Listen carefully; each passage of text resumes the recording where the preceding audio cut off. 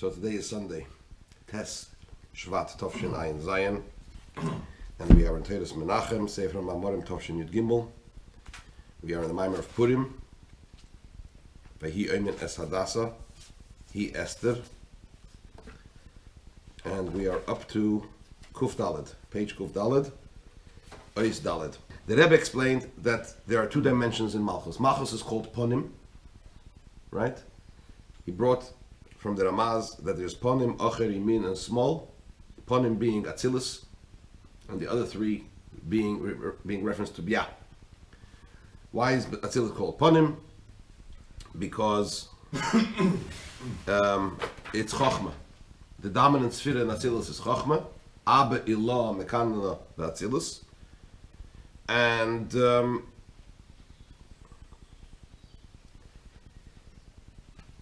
because of that, everything in Malchus, everything in Atzilus, including Malchus, is referred to as Ponim, right? Yeah. Now, in Malchus, there are two dimensions. There's Malchus as it is within its own realm, within the realm of Atzilus, and then there is as it descends below. As it is in Atzilus, it's referred to as Hadassah. As it descends below, it is referred to as Esther, because that Ponim aspect becomes concealed as it descends, although it remains there in a concealed way. So Malchus is called Ponim according to this interpretation, because it's in Atzilus, and Chochmah is referred to as Ponim, and therefore, because Atzilus, Chochmah is the dominant sphere in Atzilus, therefore Malchus of Atzilus is also Ponim, because it's within that context. Another reason why Malchus is called Ponim is because it is the Pnimius, the inner aspect of Neshamas Yisrael, of the souls of Yidden. And here the Rebbe went on to this long expose about Ak, about the quarry of souls and the quarry of Spheres, that the quarry of souls are a levush, a garment to the quarry of Spheres, and nevertheless, there is an aspect in the souls, that spark of the Creator, which is from the lowest dimension of the Ein Sof, which is beyond Ak. That last dimension of Ein Sof beyond Ak is referred to as Malchus. Malchus the Klolus, right? The Malchus of Ein Sof, the lowest dimension of Ein Sof. And that it's that spark of the Creator by virtue of which the soul is called Ponim. Ponim. Those were the two interpretations. Now let's go on to Eis Dalet. V'hinei beis madreges and alba b'chinas hamalchus unikras Ponim. These two levels mentioned before in the aspect of Malchus, which is referred to as Ponim. What are the two dimensions in Malchus?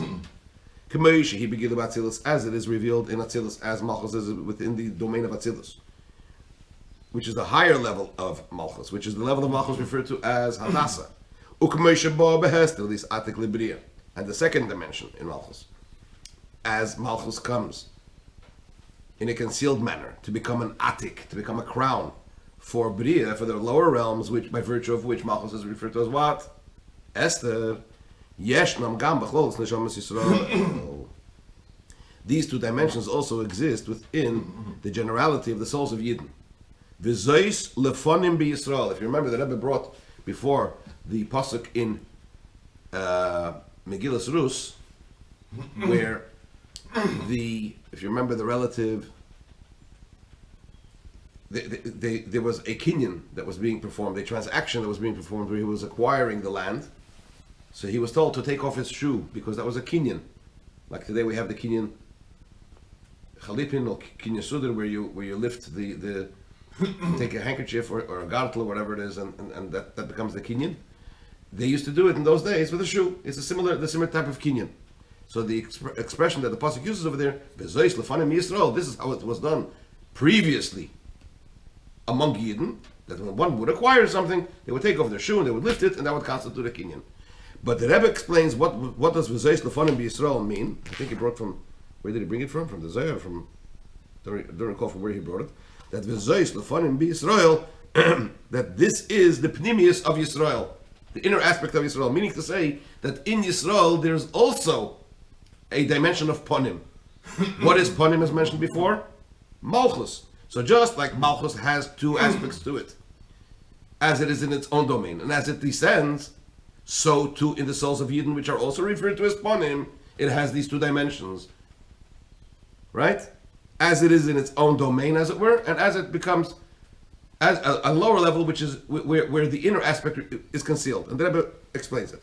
So this exists, these two aspects exist in the generality of the souls of Yidden, or b'chol neshama v'neshama b'frat, and also in each and every particular soul, that every soul, every individual soul of every Yid, sheyesh b'beis b'chinas, that it has two aspects. What are these two aspects? B'chinas Yisrael, the aspect known as Yisrael, which is a combination of two words, li roish, to me is the head, or b'chinas Yaakov, and it has another dimension, which is the aspect of Yaakov, which is also a combination of two words, Yud Ekev. Yud is the heel. Yeah. What does that mean, li roish? Li roish is a reference to a higher level, the roish, the head, the highest level of the soul. Ekev, the heel, is a reference to what? To the lowest level of the soul.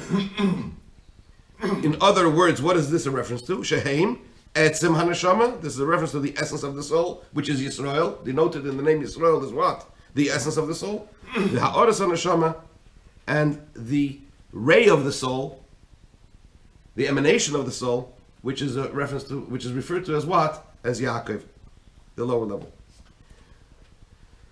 What's the pshat? So the Rebbe explains, the hine yadua, it is known, shaloi kol haneshama mislaveshes beguf, that not the entire soul, it's not the entire soul does not, the totality of the soul does not clothe itself in the body.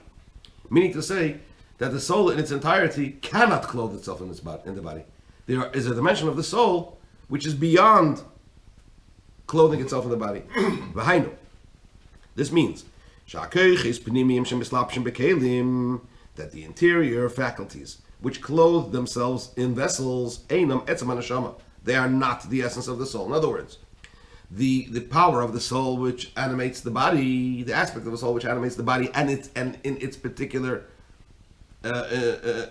dimensions, meaning to say, for example, the intellect, the emotions, the ability to do things, and so on and so forth. Those are faculties of the soul that fuse with the body in an interior way, because the koyach hanefesh, this aspect of the soul, fuses with the body in a particular aspect of the body, which means that it comes into the body bipnimius, in an interior manner. That is not the essence of the soul. Why? Because the essence of the soul cannot clothe itself in the body. Why? Because it's beyond the body. It's too great. Because even an angel only stands in a third of the world, meaning to say that we'll soon see what that means, but meaning to say that that even an angel is beyond worlds. If that's the case, even a soul certainly, which is higher than an angel, if an angel is beyond worlds, so to speak, it's too powerful, so certainly a soul, which we know that a neshama of a yid is what? Is greater than an angel, a higher level than an angel, then certainly the soul cannot clothe itself in a body. We see that the soul does clothe itself in a body. That which clothes itself in the body, that aspect of the soul that clothes itself in the body, is merely what? An emanation, a ray of the soul, but it's not the essence of the soul. What is that aspect of the soul that clothes itself in the body? Bechinas Yaakov. That's the aspect of Yaakov. The essence of the soul, Bechinas Yisrael, is the aspect of Yisrael, and that's beyond clothing itself in the body. And as a result of these two different levels of the soul, there's also a difference in the manner of how the person serves Hashem. There is an Avodas Hashem, serving Hashem, resulting from the Yaakov dimension of the soul, and there's another Avodas Hashem, another service of Hashem, which is a result of what? Of the Yisrael aspect of the soul, which the Rebbe is going to explain. I just want to refer back for a moment to this quote that the Rebbe says that even an angel only stands in a third of the world. What does that mean? So if you look in the references, the Rebbe brings from Chulin, from Bereshis Rabbah, and so on and so forth. So the Gemara in Chulin says, it talks about when Yaakov met the angel and he wrestled with the angel, right? So the angel said, when as day was breaking, as the morning star was coming up, the angel turned to Yaakov and he said, "Leave me alone, let me go." Ki ola hashachar, because the morning star is dawn is broken. So the Gemara says, Yaakov turned to the angel, "Are you afraid of morning? Are you a thief or a kidnapper? You're afraid of daylight?" This is from Chulin. In Chulin. Yeah. So he says, "No. This is the first time that I'm up to say Shira. It's now this. It happens to be that this morning is my turn to say Shira, to sing praises of Hashem." And the Gemara goes on and says, because as we say, we say Kadosh, Kadosh, Kadosh, right? If you look in the davening, in Birchas Kriya Shema, it talks about the praises of the Malachim, the Kedusha. The Malachim say Kedusha, right? As we do down here. But the Malachim also say Kedusha above. So it says, one group says Kadosh, another group says Kadosh, and the third group says Kadosh, Hashem Tzavakos. Because the pasuk goes Kadosh, Kadosh, Kadosh, Hashem Tzavakos, Melech Alaretz Kavede, right? So the first group of Malachim say Kadosh, the second say Kadosh, and the third say Kadosh, Hashem. That's what the third is, the last third. So these are three. Yeah. So Rashi explains over there, the whole discussion, but Rashi explains over there that each one is a third. Yeah. Right? Yeah. The Rebbe explains in the Maim, so this is so in other words, it corresponds. The Rebbe explains, in other words, that it corresponds to each Kodesh lasts for a third of the day. So the Rebbe explains in the Maim that just like that, it's like that in time, similarly like that, it's like that in space as well. That each Malach corresponds to a third of creation, as it were, of the worlds, of the world. Right? Right. But Chassidus brings that when this quote, Malach b'shlish Olam Oimein, in this sense it would come out according to what I just said to you, that the Malach is only represents a third of the world.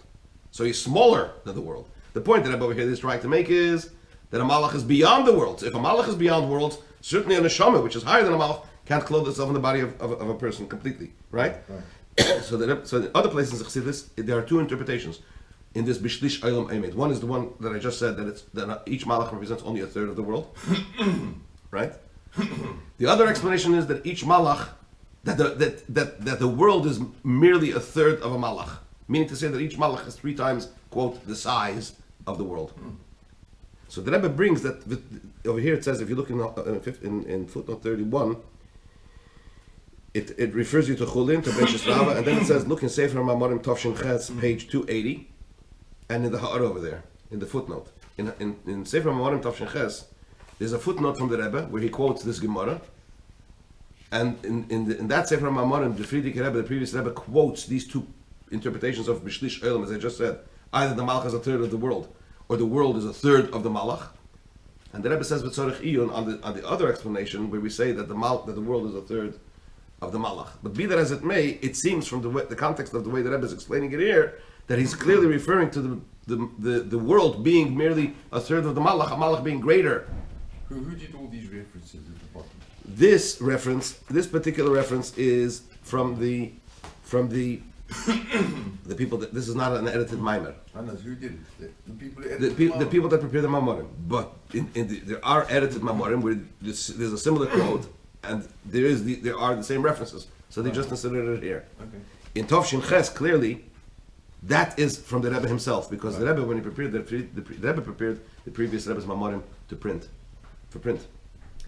Part of his quote job was to add footnotes and to add notes. So those notes are from the Rebbe. Right.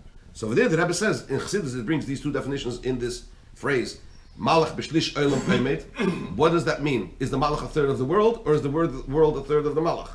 From the Gemara, it seems to imply that the Malach is a third of the world, because that's why they say 3 times Kaddish, each corresponding to what? In totality, they complete the day, as it were. Right? You need 3 Kaddishes from the Malachim. So when a person dies, it's only that aspect of his soul which is down here. The rest of his soul, the majority of his soul is not down here. That's what he's saying. Correct.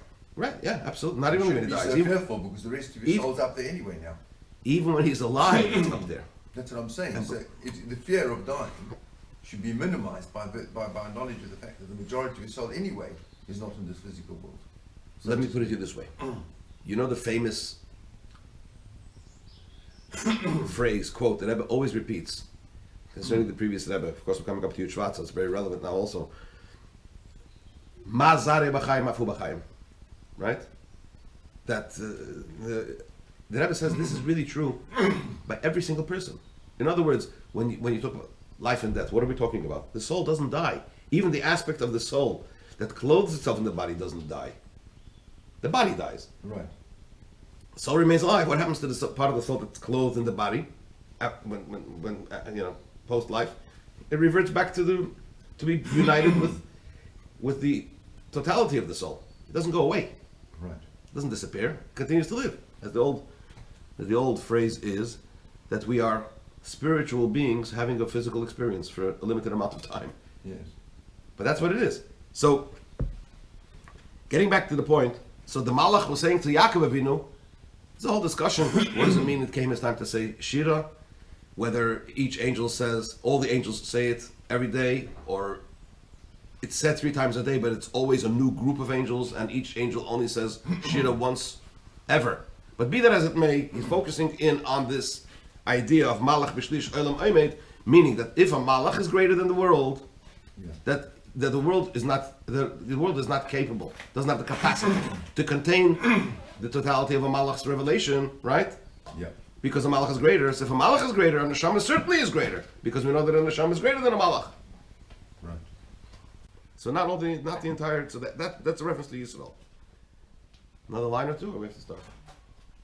Won't do any harm. Huh?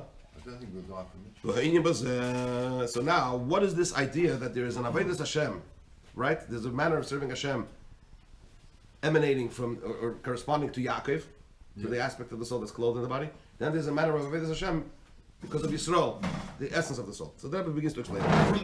The idea is this: the Hinei B'Avodah Ava. When we talk about serving Hashem out of love, the less pulchana kepulchana derichimusa, because there's no service like the service of love. This is a quote from the Zohar. So what does pulchana mean? Service. Service. There's no service like the service of love. So concerning serving Hashem with love, it says,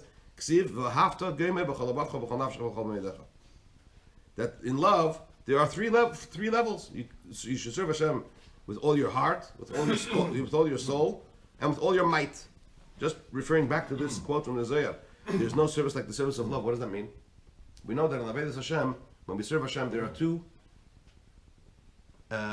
emotions that we need to activate: fear and love. Yiras Hashem and Avos Hashem. Awe and love, fear and love. Which is the greater? So the Zohar says, "Less pulchana ke pulchana derechim busa." The greatest service of Hashem is serving Hashem out of love. It's greater than serving Hashem out of fear. Why? So one of the interpretations and one of the explanations of Chassidus is because fear doesn't bring about any change. Fear imposes. So you come into the presence of somebody that you're fearful. Come into the presence of someone that you're fearful of him. External change you can create. Well, it's or temporary. Yeah. So long as the fear is there, it's imposed. Yeah. Right? So long as the fear is there, I will be submissive. But I haven't really changed. I'm just afraid. When you talk about love, when a person loves Hashem, that brings about genuine change. I want to be connected to Hashem. I want to be worthy of being in Hashem's presence. So therefore, the serving Hashem out of love, this is the meaning. It says, "Less pulchana ke pulchana derechim busa." There is no greater service of Hashem than the service out of love, because that brings about genuine change. Okay, so now the Rebbe, as he's going to carry on, hopefully we'll carry on tomorrow, Mitzvah Hashem, the Rebbe is going to explain the different levels of Ahava, these three levels of Ahavas Hashem, loving Hashem, b'chol levavcha, b'chol nafshcha, b'chol meidecha, in Avodas Adam, in man's service of Hashem. Continue Mitzvah tomorrow.